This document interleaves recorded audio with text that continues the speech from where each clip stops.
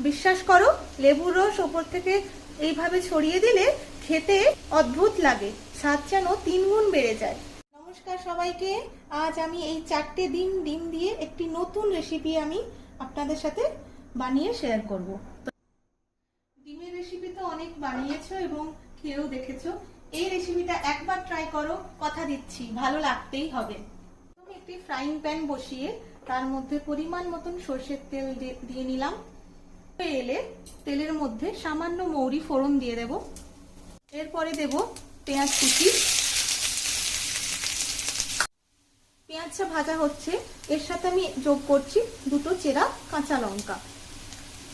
হালকা লাল হয়ে এসেছে, অ্যাড করব টমেটো কুচি।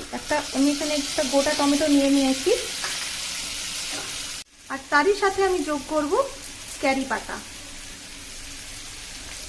এরই সাথে আমি যোগ করছি আদা রসুনের পেস্ট। আমি 1 চামচ আদা এবং 1 চামচ রসুন নিয়েছি। আমি এখানে কিছু মশলা আমি যোগ করব।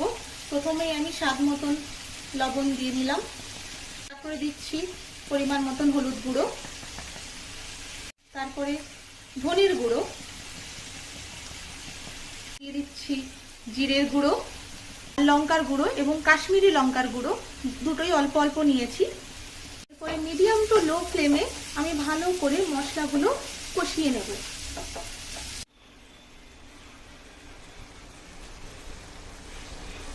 তেল ছেড়ে দিয়েছে, ভালো করে মশলা কষানো হয়ে গিয়েছে। এখানে আমি 4টে ডিম ফাটিয়ে একটা একটা করে ওপরে দিয়ে দেব।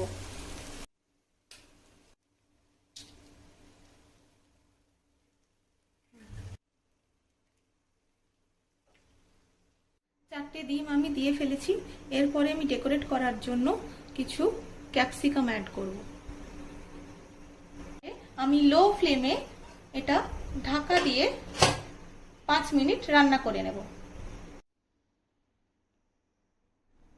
5 মিনিট পরে ঢাকনা খুলে আমি ডিমগুলো এইভাবে কাট লাগিয়ে একটা একটা করে পাল্টে নেব। কত সুন্দর দেখতে লাগছে। দেখতে যেমন সুন্দর, খেতেও কিন্তু তেমনই সুন্দর। শুধু দেখলে হবে না, বানিয়ে খেতেও হবে।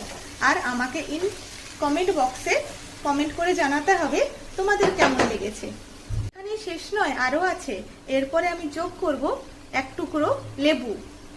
বিশ্বাস করো, লেবুর রস ওপর থেকে এইভাবে ছড়িয়ে দিলে খেতে অদ্ভুত লাগে, স্বাদ যেন 3 গুণ বেড়ে যায়। এইভাবে তুলে প্লেটে সার্ভ করে চটপট মুখে তুলে নাও। এইভাবে রুটির সাথে ডিমের এই রেসিপি অদ্ভুত।